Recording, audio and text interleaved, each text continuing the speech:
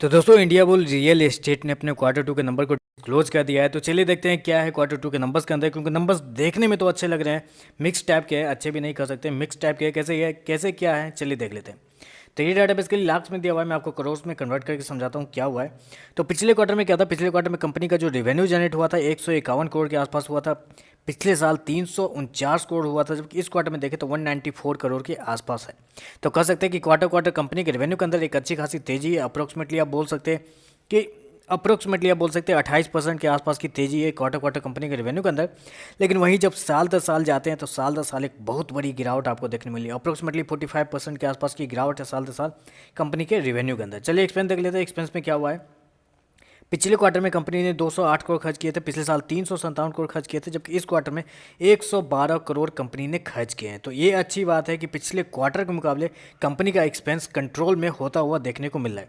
तो ओवरऑल जो कंपनी का प्रॉफिट है वो क्या है देख लेते हैं, क्योंकि कंपनी इस क्वार्टर में एक्सपेंस के ऊपर तो अच्छा कंट्रोल किया है, जिसकी वजह से मुझे लगता है कि कंपनी का जो प्रॉफिट है उसके अंदर एक अच्छी खासी तेजी आपको देखने को मिली होगी। वही हुआ, कंपनी का प्रॉफिट अगर देखा जाए तो पिछले क्वार्टर में कंपनी का प्रॉफिट 51 करोड़ कंपनी लॉस में थी। पिछले साल 5 करोड़ का प्रॉफिट था कंपनी को, इस क्वार्टर में 56 करोड़ का प्रॉफिट हो गया। जी हाँ, 56 करोड़ का प्रॉफिट। मतलब बस एक ही चीज़ कंपनी कंट्रोल की है, वो है कंपनी अपने एक्सपेंस को जैसे ही कंट्रोल की, कंपनी का जो सारा कुछ जो कंपनी का जो होता है ना प्रॉफिट, ऑटोमेटिकली जंप हो गया है। आप एक्सपेंस में क्या कंट्रोल किए ये आपके सामने है।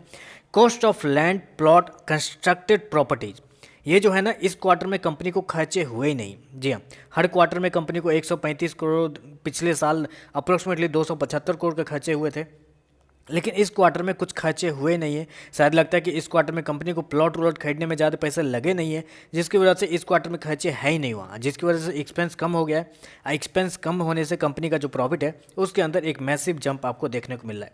तो अगर आप मुझसे पूछेंगे कि नंबर्स किस वे में लिया जाए, पॉजिटिव वे में लिया जाए, नेगेटिव वे में लिया जाए, तो देखिए मैं इसको न्यूट्रल टाइप में इसको कन्वर्ट करूँगा।